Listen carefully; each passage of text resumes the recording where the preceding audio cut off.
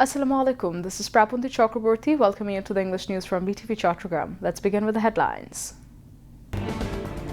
Paddle streamer P.S. Masood can play important role promoting riverine tourism, hopes shipping advisor.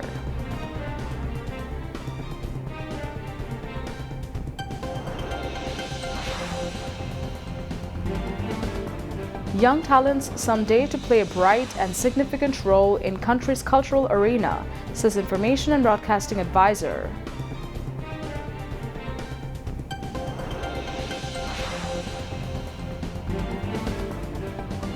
BNP Secretary General calls upon India to stop showing power and maintain friendly approach towards Bangladesh.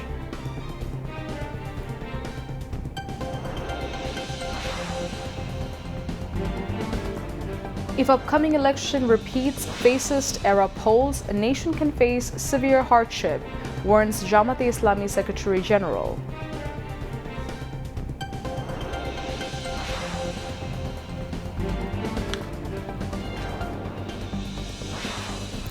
Cold felt at nights as winter approaches. People flock to markets to buy winter clothes.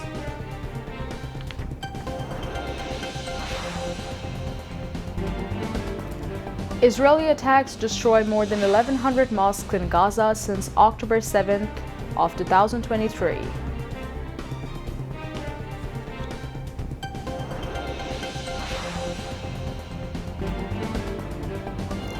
And Argentina beat Angola by 2-0 in international friendly match in Luanda.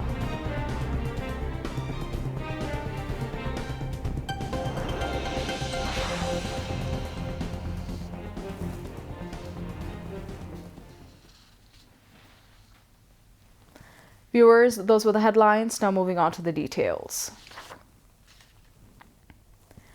The historic paddle streamer P.S. Masood, built almost 100 years ago, has resumed operation to promote the country's river-based tourism. It has been added to the inland waterway tourism service. In the morning, the formal inauguration of the streamer's journey was carried out at Shongbad in the capital by the advisor to the Ministry of Shipping, retired Brigadier General Dr. M. Shakawat Hussain. Also present were the Chief Advisor's Special Assistant Lutfi Siddiqui, along with several senior secretaries, and officials of the government. The shipping advisor said that the Chief Advisor, Professor Muhammad Yunus, has expressed enthusiasm over the decision to repair and relaunch the century-old paddle streamer owned by Bangladesh Inland Water Transport Corporation as a leisure cruiser. The shipping advisor stated that the paddle streamer P.S. Masood can play an important role in promoting riverine tourism in the country. The Bangladesh Inland Water Transport Corporation said that during the renovation and modernization process of the streamer, the engine safety and fire safety systems have been fully renewed while keeping the main structure and historical design intact. The streamer will operate from Dhaka to Borishal every Friday and from Borishal to Dhaka every Saturday. Passengers will be able to enjoy a unique travel experience of river beauty, history, and heritage. Bangladesh Television's traditional talent hunt for children and teenagers, Notun Kuri 2025, held its award ceremony today in a vibrant event at the BTV Auditorium. Information and Broadcasting Advisor Muhammad Mahfuz Alam handed over the awards to the winners. Young performers from different parts of the country lit up the stage with their talents.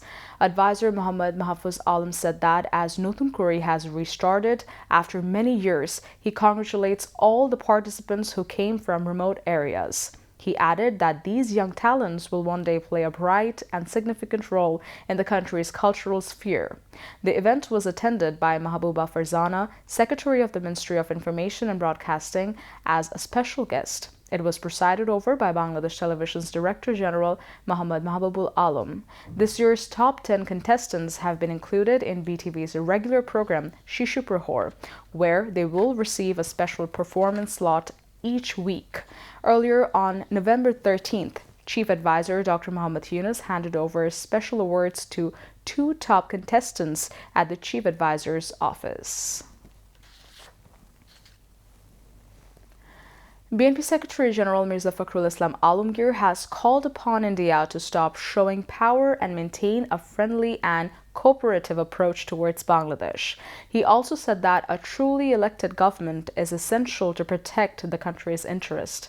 Fakhrul made the call today while visiting the Mahandana River rubber dam project area in Chapai-Nawabganj. He alleged that Bangladesh has repeatedly raised the issue of water sharing with India, but the neighboring country has not given it due importance. He added that if BNP forms the next government through elections, it will make every effort to secure Bangladesh's fair share of transboundary waters.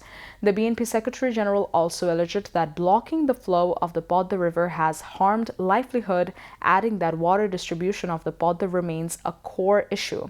If BNP comes to power, the party will prioritize resolving issues related to the Podda and Tista rivers as well as the Faraka Bridge, Mirza Fakhrul added.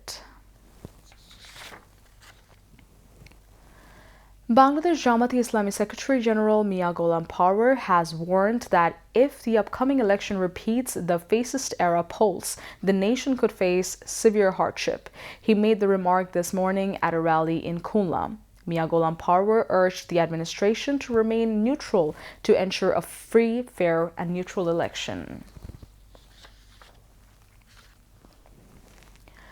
The arrival of winter is ringing in Chattogram. The flow of southern wind is felt everywhere in nature. The difference between day and night temperatures is increasing. Winter has arrived in the northern part of the country. The cold winter chill was felt in the Chattogram region last night. The Meteorological Office said winter is arriving a little late in Chattogram this year, although no special change is seen in the characteristics of the season this year. The month of Kartik is over. Agrahayan is starting. According to the Bengali calendar, cold is felt in the month of Agrahayan. The soil and the humidity of the nature are becoming rough and dry. At the beginning of winter, this temperature in Chattogram was the lowest today. Thus, the temperature will decrease further day by day. The people of the country, including the flora and fauna, will feel the cold of winter and the intensity will increase. The Meteorological Office said the intensity of winter will increase in January and February. Meteorologists said there is a possibility of moderate and mild cold waves in the months of Agrahayan and Posh over Chattogram. As the cold wind sets in, the public life of the port city of Chattogram seems to be busy in search of warmth. In the midst of this winter atmosphere, various sidewalks, including the Zohar Hawkers Market in the heart of the city, are filled with various warm clothes. These markets are reliable places for the lower and middle-class people to buy winter clothes at affordable prices. It seems that a festival has begun in these markets to buy warm clothes at affordable prices. The sellers will have set up the stalls selling everything from elite garments to old imported cloth bales. These sidewalk shops are the main source of warm clothes for low-income people. Traders hope sales will increase further as winter approaches. The traders sell winter clothes not only at Zohar Hawker Market but also various sidewalks in the city, including the New Market and the banks of Lal Dighi in the evening. The number of seasonal hawkers also increases during this time in the hope of earning some extra income. Now, international news.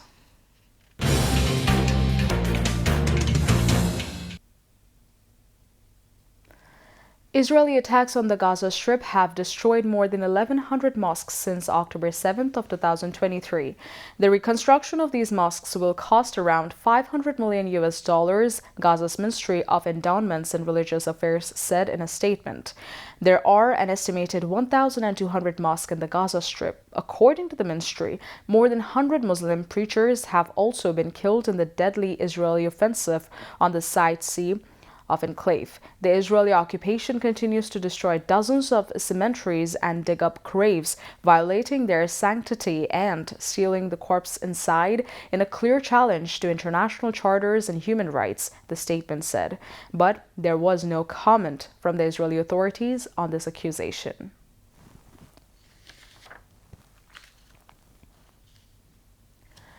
At least 9 people have been killed and 29 injured after a cache of confiscated explosives detonated in a police station in Srinagar, Indian-administered Kashmir's main city. The stockpile exploded late on Friday night at a police station in the Nalgaon area south of Srinagar. One unnamed source told the Reuters news agency that identification efforts are underway as some bodies have been completely burned. The intensity of the blast was such that some body parts were recovered from nearby houses around 100 to 200 meters away from the police station, the source said. Most of those killed were policemen and forensic team officials who were examining the explosives at the time of detonation, unnamed sources told Indian broadcaster NDTV. 2 officials from the Srinagar administration also died in the blast. With 5 people still in the critical condition, the death toll could continue to climb, according to the media outlet. The approval rating for United States President Donald Trump remains at its lowest level since he began his second term in January, according to a new poll. But Thursday's survey conducted by the news agency Reuters and the research team firm Ipsos found a jump in the share of respondents who said they disapproved of his performance. His disapproval rating increased from 52% in mid-May to 58% in November. His approval rating, meanwhile, stayed at approximately 40%, roughly the same as it was in May. Pakistan's parliament has voted to give Army Chief Field Marshal Asim Munir new powers and lifetime immunity from arrest and prosecution, a move that critics paves the way towards autocracy. The 27th constitutional amendment, which was signed into law on Thursday, will also make significant changes to the way the country's top courts operate. Those defending the changes say they provide clarity and administrative structure to the armed forces while helping to ease a backlog in the courts. Pakistan's military has long played a prominent role in the nuclear-armed country's politics, sometimes seizing power in coup and on other occasions pulling levers behind the scenes. Throughout its history, Pakistan has oscillated from more civilian autonomy to overt control under military leaders like General Parvez Musharraf and General Zia-ul Haq. Analysts refer to the balance between civilian and military as hybrid rule. Some see the amendment as a sign that the balance is shifting in the military's favor. The return capsule of China's Shenzhou-21 spaceship carrying the Shenzhou-20 crew touched down at the Dangtef landing site in North China's Inner Mongolia Autonomous Region at 4:40 p.m. on Friday, according to the China Manned Space Agency. Earlier, the Beijing Aerospace Flight Control Center issued the return command via ground tracking stations, following which the Shenzhou-21 spaceship undocked from the space station combination. After the braking engine fired up, the return capsule separated from the propulsion module and touched down successfully.